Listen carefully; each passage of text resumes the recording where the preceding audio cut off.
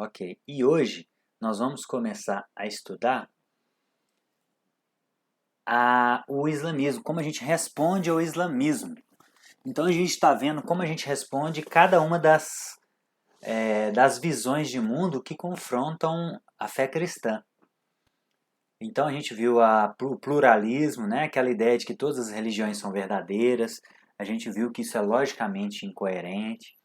A gente viu o ateísmo, como que a gente responde o ateísmo, tanto na questão da origem do universo, quanto na questão do problema do mal. Agora a gente vai simular como se a gente estivesse conversando com uma pessoa muçulmana. Por exemplo, um muçulmano, ele acredita que Jesus não ressuscitou. Vocês sabiam disso? Não, né? Então, olha só. Isso aqui, ó, surata, é como se fosse o versículo da Bíblia, tá? Do Alcorão. Na Surata 4157, diz que Jesus não ressuscitou. Porém, na Bíblia, diz que Jesus ressuscitou. Aí a gente volta naquela primeira aula nossa de lógica. São duas afirmações contrárias e elas não podem ser verdadeiras ao mesmo tempo e no mesmo sentido. Então alguém está errado sobre essa questão. Ou Jesus ressuscitou ou não ressuscitou. A grande questão é como que nós vamos saber quem está certo? O Alcorão ou a Bíblia? O que vocês acham? Ou agora, antes da aula, como vocês responderiam um muçulmano que dissesse: não, Jesus não ressuscitou porque na Surata 4157 diz que ele não ressuscitou?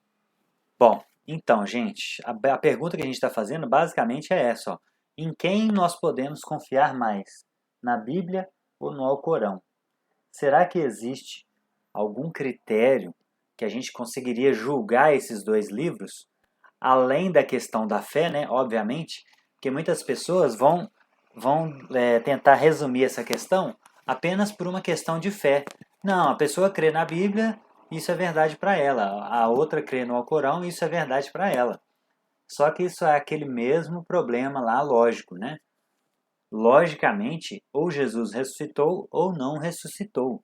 Então, um dos dois livros está errado. A grande questão é como que nós vamos saber qual está errado e qual está certo. Então, são dois livros, gente, que se propõem trazer histórias verídicas sobre a vida, sobre o mundo, né?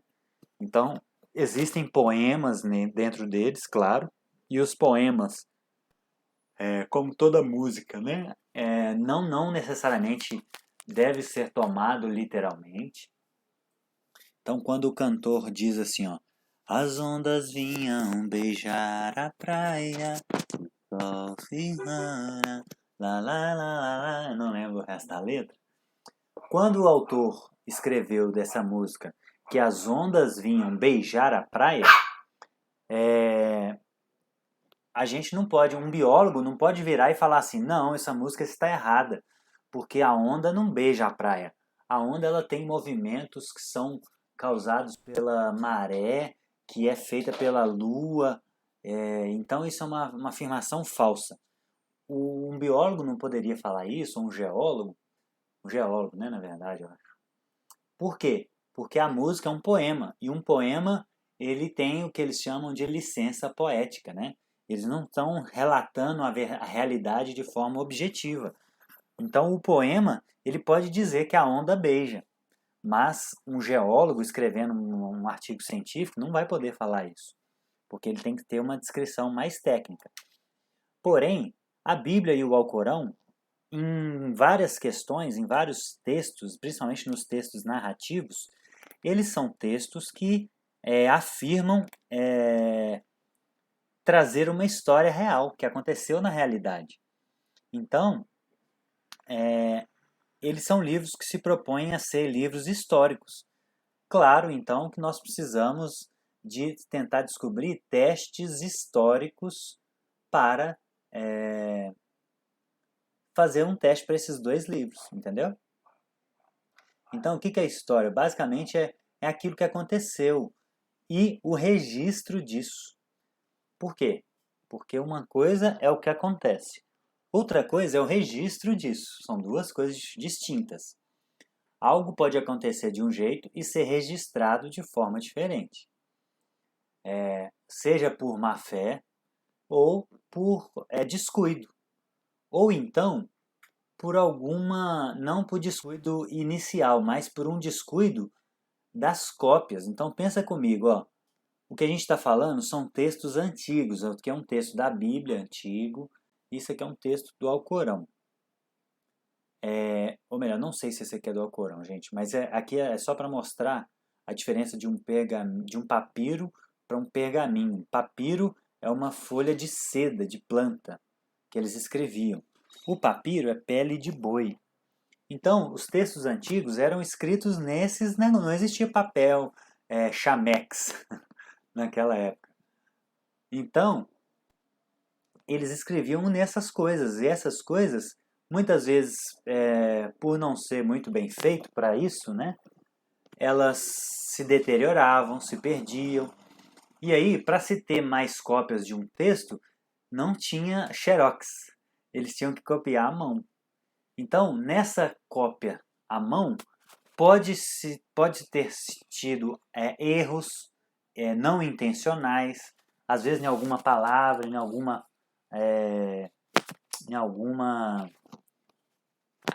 pontuação, que às vezes pode mudar o sentido de alguma palavra ou de alguma frase, e aí talvez quando foi copiar de novo mudou uma outra coisa, e aí aos poucos isso pode ter se corrompido ao longo de... Então estamos falando de, no mínimo, 1.400 anos do Alcorão e 2.000 anos do Novo Testamento. Então a gente tem esse problema histórico já inicial. Os textos antigos, a gente tem que ter alguns critérios para avaliar se eles são confiáveis ou não. Primeiro, para ver se eles expressam de fato a realidade, e como que a gente vai ver se eles expressam bem a realidade, sendo que nós temos às vezes poucas cópias de um texto, e como é que nós vamos saber que isso não foi adulterado ao longo dos anos? Entenderam o problema? Então, a questão é o seguinte, Júlia. Imagina que aconteceu alguma coisa... Imagina que aconteceu um evento muito interessante na sua vida, muito forte. E aí, a sua filha, daqui a alguns anos, escreveu sobre esse evento, te perguntando, né? Porque aconteceu com você. E aí, ela foi, ou melhor, vou mudar o exemplo. A sua filha não escreveu isso, ela ouviu de você a história. E aí a sua filha contou a mesma história para sua neta, e aí a sua neta contou para sua bisneta, a sua bisneta contou para sua tataraneta. Vocês já brincaram de telefone sem fio, não já? Vocês lembram que muita gente bagunça a brincadeira, né? Mas mesmo quando a gente quer fazer certo, às vezes por causa de uma dificuldade de ouvir, as coisas vão mudando ao longo do processo. Então, esse é o problema histórico, Júlia. A Bíblia, ela foi escrita alguns anos depois dos acontecimentos. Então, os críticos vão tentar afirmar o seguinte: a Bíblia foi adulterada, porque ela foi escrita 50, 40 anos depois dos acontecimentos e as pessoas já não lembravam mais. Então, esse é o primeiro problema, entendeu? Por quê? Porque isso foi passando de geração em geração, né, de forma oral, e aí as coisas foram se deturpando. Entenderam esse primeiro problema? Aí, o outro problema é, depois que a Bíblia começou a ser escrita, então ela começou a ser escrita 40, 50 anos depois dos acontecimentos, aí essas cartas foram rodando lá nas igrejas, alguém queria enviar uma cópia para outra igreja, fez uma cópia dessa carta, enviou para outra igreja, aí alguém quis uma cópia dela e escreveu uma outra cópia, e aí as cópias foram se multiplicando. Nesse processo de cópias também pode ter havido erros do copista. Então, esses são os problemas históricos. Primeiro, é essa transmissão oral ao longo de várias décadas, que pode ter mudado o conteúdo. E outro problema é das cópias que podem ter havido erros ou até manipulações propositais Isso é o argumento dos críticos, né? A gente tem que tentar responder isso. Eles dizem e alegam que isso se alterou ao longo dos anos, por causa dessas cópias que foram sendo copiadas ao longo desses 2.000 anos e foram se corrompendo. Entenderam a questão agora? Nada. Então a grande questão agora é o seguinte: como que nós vamos responder isso? E principalmente, como que nós vamos saber se a Bíblia é mais confiável que o Alcorão nesse sentido, né? Nesse ponto? Como testar a confiabilidade de textos antigos? Essa é a pergunta. Então, existem basicamente 3 testes. O primeiro é o teste bibliográfico, que ele analisa, por exemplo, o número de exemplares, ou seja, quantos manuscritos nós temos disponíveis. Manuscrito, gente, é isso aqui, ó. Isso aqui é um manuscrito, tá? É um pedaço de papel com algum escrito. Isso é chamado de manuscrito. E eles recebem nomes, códigos, porque eles são todos catalogados, entendeu? Então, o primeiro teste quer saber qual é o número de exemplares que nós temos. O segundo teste é o tempo entre o fato e o registro. Então, vamos pensar no exemplo da Júlia. Vamos supor que o evento que aconteceu na vida da Júlia é que no dia do casamento dela, ela tropeçou e caiu na piscina. Aí ela saiu da piscina toda molhada e o marido dela foi ajudar. Aí ele não conseguiu segurar ela, caiu também dentro da piscina. E aí foi maior confusão no casamento da Júlia. Imagina que esse é o fato, né? Que todo mundo se interessaria por esse fato. Aí a Júlia contou isso para a filha dela contou para a neta dela, e aí a neta dela contou para a bisneta dela. Então, depois de 50 anos, passados 50 anos, a bisneta da Júlia decidiu escrever esse fato, esse acontecimento da vida dela. Ah, minha bisavó uma vez foi casar e ela escorregou e caiu na piscina do lugar, tal. Então, esse segundo teste quer saber qual foi o tempo entre o que aconteceu, o casamento da Júlia, e o registro desse fato, que no caso foi a bisneta dela 50 anos depois. Entenderam?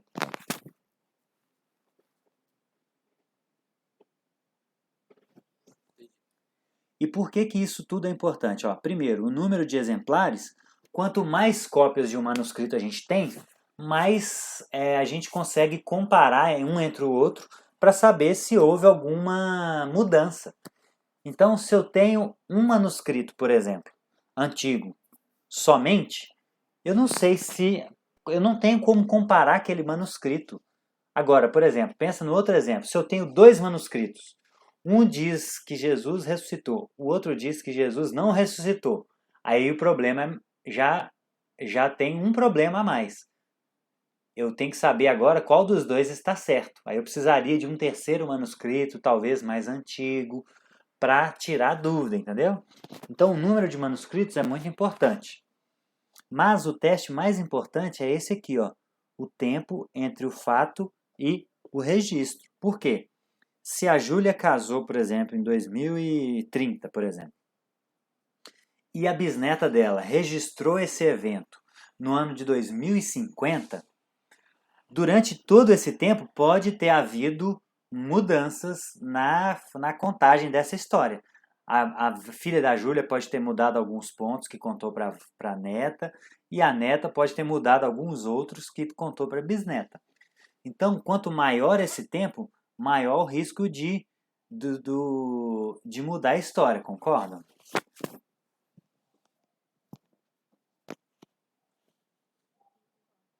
Então, esse tempo, quanto menor, melhor historicamente. Ou seja, se a Júlia casou em 2030 e a filha dela ou a neta dela, vamos colocar a neta, se a neta dela registrou esse evento no ano de 2045, não, aí é muito cedo, né?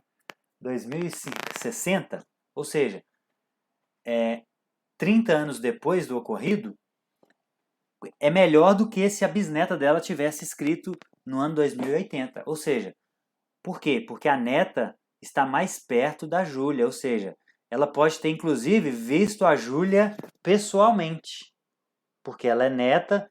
Geralmente a gente vê os nossos avós, né? Não é algo incomum. Então, se a neta da Júlia teve contato com ela, que é o que o evento aconteceu com ela, ela pode ter perguntado direto para a Júlia. Ou seja, ela foi direto na fonte. É mais seguro historicamente do que ouvir de alguém que contou a história, entendeu? É muito mais seguro ouvir a história de alguém que presenciou o fato ou com alguém que aconteceu o fato com ela do que ouvir a história de alguém que ouviu falar. Então, esse tempo é muito importante. Isso tem que ficar gravado na memória de vocês. Quanto menor o tempo entre o que ocorreu e o registro disso, melhor historicamente. No nosso caso aqui, nós estamos falando do que aconteceu, ressurreição de Jesus.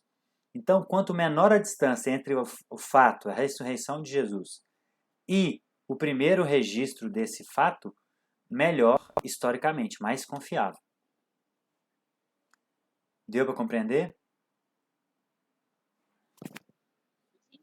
Aí, os outros dois testes, o primeiro é o bibliográfico. Os outros dois testes é o teste interno de contradições internas, ou seja, existem vários textos da Bíblia. Eles se contradizem entre si? Se eles se contradizem muito, isso traz menos credibilidade histórica. Se eles se contradizem pouco, ou então eles se contradizem em questões periféricas, não importantes, também isso é bom indício de confiabilidade histórica. E o outro teste é a contradição externa, ou seja, o que a Bíblia diz contraria o que outros historiadores que não eram da Bíblia dizem sobre o mesmo evento? Então, se há contradição entre o que um texto fala e com outros autores da época, isso é menos confiável historicamente do que quando eles concordam entre outros autores também. Então, olha esse tanto de teste, gente. E aí, essa aula, gente, essa aula ela é uma aula resumida só para vocês entenderem a lógica, porque nós vamos ter uma aula, várias aulas na verdade, só de confiabilidade histórica da Bíblia, tá? Nós vamos ver tudo isso de forma bem detalhada. Aqui aqui é uma introdução. Então, olha só que interessante. O primeiro teste bibliográfico do número de manuscritos, olha, compara. Todo mundo já ouviu falar naqueles textos gregos, né? No Platão. Esses aqui, ó, Homero, Demóstenes, eram todos filósofos famosos, gregos e romanos. Então, olha só, por exemplo, a história de César tem 10 manuscritos para estudo. A história de Platão tem 7 manuscritos, a Tetrarquia de Platão. A Demóstenes, que era um outro autor romano, tem 200 manuscritos.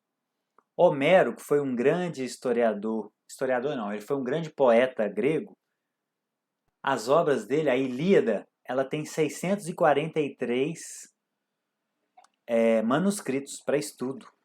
E compara com o Novo Testamento. O Novo Testamento tem só em grego, isso sem considerar as outras cópias em outras línguas, como latim, copta, armênio, enfim, outras línguas que foram surgindo depois, né? Só em grego, o Novo Testamento tem 5.686 manuscritos. E aí, olha só, mais 10.000 em latim, mais 4.000 em língua eslava, mais 2.500 em língua armênia, mais 2.000 manuscritos em etíope. Ou seja, gente, o Novo Testamento tem mais de 24.000 manuscritos disponíveis para estudo. Então, pensa naquele exemplo que eu dei lá. Ó. Imagina se a gente tem lá 7 manuscritos de Platão. Aí um diz uma coisa, o outro diz outra coisa, um terceiro diz uma outra coisa ainda. Então, são 3 possibilidades. E aí sobram 4 manuscritos para a gente tentar descobrir qual manuscrito está errado. Então, é muito pouco manuscrito para a gente tentar descobrir quem está errado, entendeu? Quando a gente tem muitos manuscritos, o negócio fica mais fácil. Por exemplo, vamos supor que existem existem três narrativas diferentes sobre um fato. E aí a gente tem 24 mil manuscritos para estudar. Aí os estudiosos vão pegar esses 24 mil e vão analisar um por um. Então eles chegam à conclusão seguinte, por exemplo, a hipótese 1 de que Jesus... eu não vou dar um exemplo de algum fato, mas a hipótese 1 do que aconteceu, só mais 2 manuscritos falam a mesma coisa, por exemplo. A hipótese 2, mais 50 manuscritos falam isso. E a hipótese 3 tem mais de 15 mil manuscritos que falam a mesma coisa da hipótese 3. Aí o que os historiadores chegam à conclusão? Olha, essas outras hipóteses, a gente pode descartar elas, por quê? Porque tem mais de 15 mil manuscritos que dizem a mesma coisa da hipótese 3. Ou seja, é mais provável que essa seja a verdade. E aí os poucos que foram errados, provavelmente foi por erro de cópia do copista, ou alguém que fez um descuido, ou até alguém que fez alguma coisa de má fé. Mas a maioria esmagadora diz que o que aconteceu foi a hipótese 3. Então, isso é mais provável de ser a verdade. Estão entendendo até aqui? Então, a quantidade de manuscritos é muito importante. Alguém teve dúvida aí? Ia falar? Ou seja, gente, quanto mais testemunhas a gente tem, menor o risco. Só um minuto. Desculpa, gente. Quanto mais testemunhas, menor o risco de engano. Ou seja, nesse exemplo que eu dei, 15 mil manuscritos falam a mesma coisa. Os 50 da segunda hipótese e os 10 da terceira hipótese, a gente pode tentar explicar por outros fatores que não. Mas é mais provável que os 15 mil estejam certos. Por isso que esse teste é muito legal, muito importante. Aí, agora o outro teste, do tempo, né? O intervalo entre tempo e o fato, né? O tempo entre o fato e o registro dele. Esse é o segundo teste e é o mais importante. Olha o que esse cara diz, esse é um crítico da Bíblia. Olha o que ele diz. Um acréscimo de lendas surgiram a respeito de Jesus e foi incorporado nos evangelhos por vários devotos do movimento que rapidamente se espalhou pelo mundo mediterrâneo por causa de Paulo. Por causa disso, é impossível separar esses elementos lendários das descrições pretensas de Jesus, daquelas que de fato eram verdadeiras a respeito dele. Então, percebam que isso é uma afirmação dos críticos. Eles criticam isso de fato. Olha só que interessante. Eles dizem que a Bíblia surgiu de um acréscimo de lendas ao longo de muitos anos. Então, por isso a gente precisa saber responder essas pessoas. E aí, a gente tem que lembrar o seguinte: os historiadores dizem que até 2 gerações é difícil você incorporar lendas. Ou seja, naquele exemplo que eu dei da Júlia, se a filha da Júlia ou a neta dela registrarem esse caso do casamento lá, isso é muito confiável historicamente, mesmo se a Júlia já tiver morrido. Por exemplo, se a neta dela tiver escrito em um momento em que a Júlia já esteja morrido. Ou mesmo se a neta dela nem chegou a conhecer a Júlia. Vamos supor que a Júlia morreu cedo e a neta dela não conheceu a avó. E aí a neta ouviu apenas o que a filha da Júlia falou. Então, isso é confiável historicamente, por quê? Porque a filha da Júlia ouviu diretamente da Júlia. Ela ouviu da testemunha ocular de quem aconteceu o evento. Então, quando algo é escrito até 2 gerações, é difícil acrescentar lendas. Por quê? Porque se alguém escrever sobre o casamento da Júlia de forma errada, ou a filha dela ou a neta estariam vivas para falar: não foi assim que aconteceu. A minha mãe, eu ouvi ela contando essa história e não foi assim. Então, só depois de 2 gerações que aumenta-se o risco de criar lendas, entendeu? E aí, o que a gente tem do Novo Testamento? Olha só que interessante. Esse aqui é um manuscrito chamado John Rylands. Ele é o manuscrito mais antigo da Bíblia. Olha só, esses homens aqui, ó, eles afirmavam que a Bíblia foi escrita no ano 325 depois de Cristo. Por isso que eles acham que a Bíblia não é confiável, porque na cabeça deles, a Bíblia foi escrita no ano 325 depois de Cristo, ou seja, quase 300 anos depois do que aconteceu. Entenderam o argumento deles?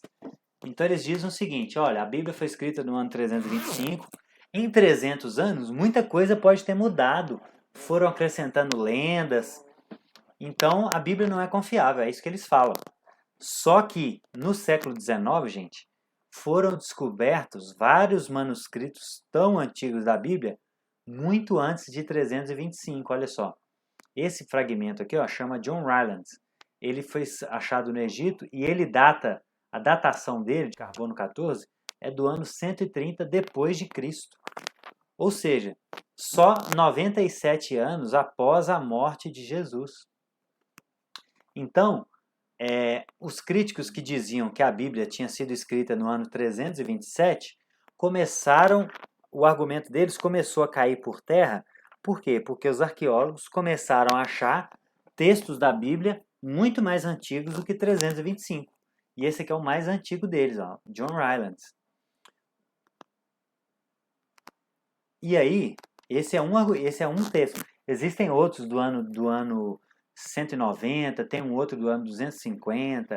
Ou seja, tem vários manuscritos antigos que comprovam que a Bíblia não foi escrita nesse ano que eles estão falando. Ela foi escrita muito antes disso. E aí, quando a gente vai olhar os documentos do Novo Testamento também, os pais da igreja, os primeiros discípulos, depois que João morre, no ano 100 depois de Cristo, surgiram os discípulos dos apóstolos, que são chamados os pais da igreja. E aí, esses pais da igreja escreveram muito sobre a Bíblia. E aí, o que a gente percebe, então? Esses pais da igreja, por tudo que eles escreveram já... Arrumei uma cachorrinha, gente, para Tabita. Ela tem 2 meses, ela tá querendo morder tudo, até o fio aqui. Sai fora. Então, gente, olha só. Pelo que esses autores aqui escreveram, no ano 95, no ano 107, no ano 110 depois de Cristo, a gente tem mais evidências de que a Bíblia já tinha sido escrita nesse momento, ó, porque eles estavam fazendo citações da Bíblia. Então, ou seja, isso diminui o tempo para 62 anos após a morte de Jesus. Então, pelos manuscritos, a gente tem pelos manuscritos da Bíblia, a gente tem 130 anos. Ou seja, o mais antigo está 130 anos depois da escrita da Bíblia, depois do fato, né? Pela evidência dos pais da igreja, esse número cai para 62. E aí, ou seja, quando a gente vai olhar a confiabilidade do Novo Testamento comparada com os outros textos que a gente viu lá, olha que interessante. A Bíblia, a gente tem evidências de que ela começou a ser escrita só 25 anos depois da morte de Jesus. Isso, historicamente, olha só como que é muito curto. Lembra lá a Ilíada de Homero que eu falei? Que tem 643 manuscritos? Olha só, o manuscrito mais antigo que o Homero tem é datado de 500 anos depois de Homero. Ou seja, olha os outros textos. Olha, Platão, o texto mais antigo de Platão, ele é datado do ano de 1200 depois de Platão. Ou seja, o que não pode ter mudado em 1200 anos de cópias e cópias e cópias desse manuscrito, entenderam? E são poucos também, né? Então, olha só, o Novo Testamento, ele começou a ser escrito só 25 anos depois da morte de Jesus. Ou seja, num período em que os apóstolos, que foram as testemunhas oculares, ainda estavam vivos. Então esse é um momento muito confiável historicamente. É igual o exemplo da Júlia. Se alguém tentasse mudar a história do casamento da Júlia quando a filha dela ou a neta ainda estivessem vivas, elas tiveram contato com testemunhas, com a testemunha ocular, que foi a Júlia, e elas poderiam desmentir esse fato. Então, o Novo Testamento ele passa muito melhor nesse teste do que todos os outros textos antigos. Olha só que interessante. Antes de eu passar para o próximo. E aí, como é que está até agora? Estão entendendo esses testes? Não. De nenhum texto antigo, Júlia, a gente tem os originais. Ó. Não só da Bíblia, mas de nenhum texto, de nenhuma história, entendeu? Por quê? Ao longo dos anos, pensa, por exemplo, a primeira carta que Paulo escreveu aos Coríntios, por exemplo. Ele enviou lá para Corinto. Aí, como aquilo era algo muito importante, né? Eles foram copiando aquilo e enviando para as outras igrejas receberem a instrução de Paulo. Ao longo de 2000 anos, é muito pouco provável que a gente ainda tivesse aquela primeira carta que Paulo escreveu, entendeu?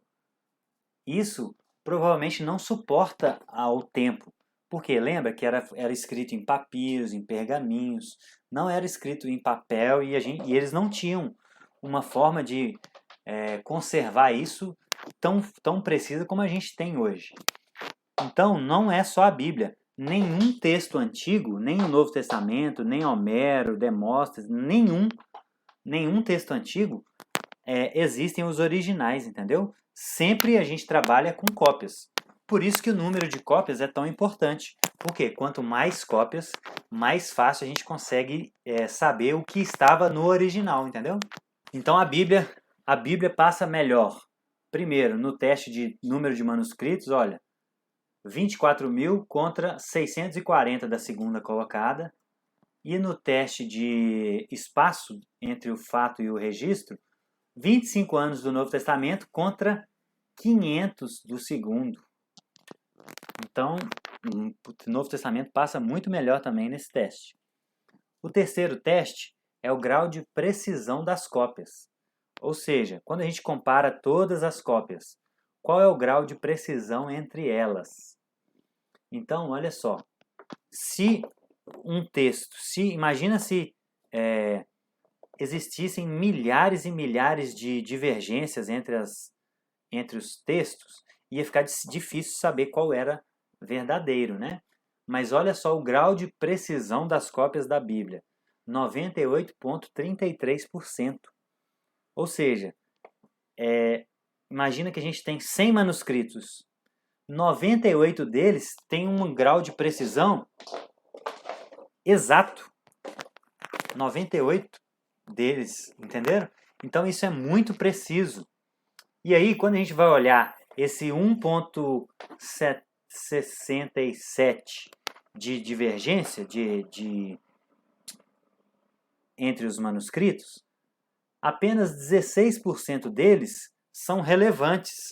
Ou seja, a maioria esmagadora, quase 85% das divergências entre os manuscritos são em questões irrelevantes, como uma vírgula, um manuscrito escreve João, o outro escreve Jão, por exemplo, comeu uma letra, mas a gente sabe que ele quis escrever João, né? Logicamente. Então não são erros que comprometem o sentido do texto. A maioria deles são erros de ortografia ou até mesmo de diferença de estilo de escrita. Às vezes não é nem erro, geralmente é apenas uma diferença. Em qual sentido? Por exemplo, a Júlia gosta de escrever doutor completamente. Mas se eu for escrever a mesma coisa, eu escreveria DR, doutor, abreviaria. Mas os dois estão falando a mesma coisa, entenderam? Então, na questão do teste bibliográfico, do grau de precisão, a Bíblia também é incrivelmente precisa. Ela tem um grau de precisão altíssimo. E mesmo assim, as pequenas divergências que existem são em questões irrelevantes. A maioria é questão de ortografia e estilo de escrita. Aí, quando a gente vai olhar o Alcorão, por exemplo, o Alcorão, o texto mais antigo que eles têm, data de 150 anos da morte de Maomé. Ou seja, o Novo Testamento, a gente tem lá evidências que apontam para 25 anos e o Alcorão 150 anos. Ou seja, ele foi escrito 150 anos depois de Maomé. E se a gente for considerar que foi escrito por Maomé, Maomé veio no ano 570 depois de Cristo, né? Então, mesmo se a gente considerar essa data, olha comigo, Maomé está dizendo algo sobre Jesus 570 anos depois do acontecimento. E os discípulos de Jesus escreveram 25 anos depois. Qual que vocês acham mais confiável historicamente? O que Maomé disse quase 600 anos depois de Jesus, ou o que, e ainda assim num lugar diferente, né? Num ambiente diferente, num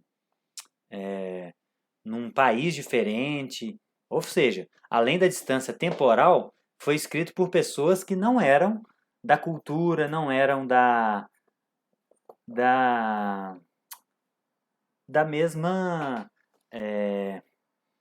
descendência de Jesus. Então, o que vocês acham? O Alcorão, só por esses dados aqui, 25 anos contra 577, quem é mais confiável para falar sobre Jesus? O Alcorão ou a Bíblia? Exatamente. E ainda assim, em um outro país, né? A Bíblia foi escrita por pessoas que conviveram com Jesus. Então elas são muito mais confiáveis historicamente. Ou seja, o Novo Testamento, gente, é mais confiável que o Alcorão para falar sobre Jesus. Obviamente, o Novo Testamento foi escrito pelos amigos de Jesus, pelos discípulos de Jesus, que viveram com ele. E foram escritos, inclusive, muito rápido, 25 anos depois da morte dele. Ou seja, não daria tempo para surgir lendas sobre essas questões. Então, o Novo Testamento é muito mais confiável que o Alcorão. Mas aí vem o crítico e fala o seguinte: mas e se os autores inventaram tudo? E se os discípulos quiseram criar uma religião e inventaram que Jesus ressuscitou? Aí, como vocês responderiam? Exatamente. Olha só que interessante, olha. Naquele livro que eu mostrei, do William Lane Craig, ele traz essa imagem aqui, ó. Isso aqui é uma imagem que está ridicularizando essa afirmação dos autores, né? Olha o que eles estão dizendo. Quando alguém diz que os autores inventaram a história de Jesus, é como se os discípulos se reunissem e falassem o seguinte, ó, ok, vamos fazer um plano. A gente rouba o corpo de Jesus do sepulcro, esconde ele em algum lugar, aí a gente volta, conta uma história falando que ele ressuscitou e que provavelmente nos levará a ser mortos. Então, quem está comigo? Ou seja, o que esses críticos estão dizendo é que os autores inventaram algo para morrer por isso. Então, o grande argumento de que os autores de fato acreditavam no que eles estavam falando era que eles se dispuseram a morrer por afirmar que Jesus ressuscitou. E foi isso que aconteceu. Todos os 12 apóstolos, os 11 na verdade, né, Judas suicidou, todos eles morreram martirizados e sofreram e não negaram que Jesus ressuscitou. Ou seja, eles estavam dispostos a morrer por aquilo que eles estavam falando. Isso mostra que eles estavam sendo sinceros, porque ninguém em sã consciência morre por aquilo que sabe ser mentira. Imagina alguém inventar uma mentira e vai para o tribunal e fala: não, você nega isso, senão eu vou te matar.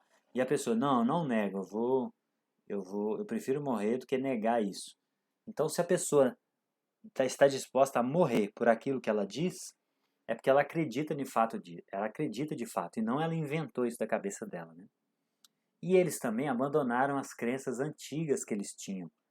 Eles tinham crenças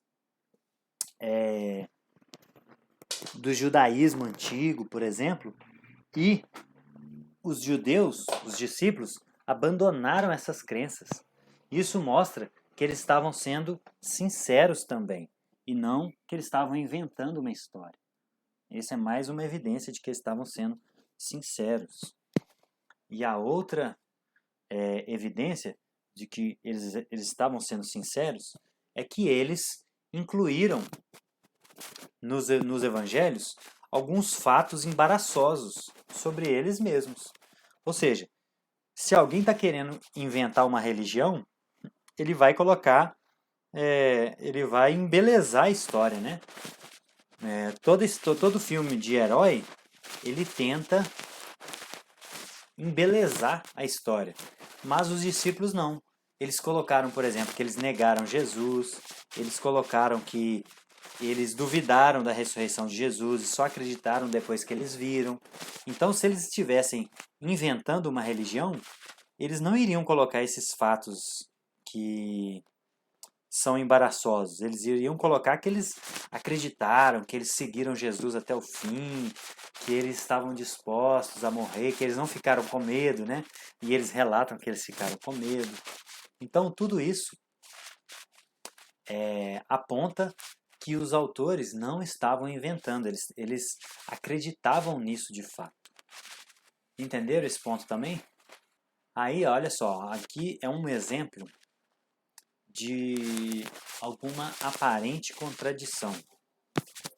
Mateus 27 diz que Judas se enforcou. Lá em Atos 1, diz que as suas entranhas se derramaram. Então a gente tem uma aparente contradição aqui. Judas se enforcou ou as suas entranhas se derramaram. E aí a gente tem que pensar o seguinte: olha a diferença dessa afirmação para a afirmação de que Jesus ressuscitou ou não ressuscitou, que a gente está discutindo, né? Uma negação de alguma coisa é uma contradição real. Se alguém fala uma coisa e outra pessoa nega, uma das duas estão erradas. Mas aqui não acontece a mesma coisa. Mateus diz que Judas se enforcou e Atos diz que suas entranhas se derramaram. Ó, daqui a pouquinho vai acabar a aula, gente. Vai desligar. Então, não são afirmações contraditórias. Por quê? Porque elas não estão negando uma a outra. E a questão é, existe uma forma de conciliar essas duas coisas? Uma forma que a gente entende o porquê dessas diferenças é por causa da psicologia do testemunho. Então, imagina no exemplo lá do casamento da Júlia. Várias pessoas presenciaram o mesmo fato. Porém, se alguém for perguntar a 10 pessoas diferentes como que aconteceu, cada uma delas vai contar de uma forma diferente. Por quê? Porque o ser humano ele grava as informações de forma diferente. Uma pessoa pode ser mais emotiva, e aí ela ficou muito impressionada com a cara da Júlia, e ela vai focar nesse ponto, uma cara de tristeza, né, por exemplo. Outra pessoa, às vezes, ela é mais brincalhona, e aí, às vezes, ela vai focar num outro aspecto, na risada de outras pessoas, e ela pode não ter percebido algum fato que a outra contou. Então, assim, essas aparentes contradições da Bíblia, elas não descredibilizam historicamente a Bíblia. Pelo contrário, elas trazem uma evidência de que elas foram feitas por testemunhas diferentes.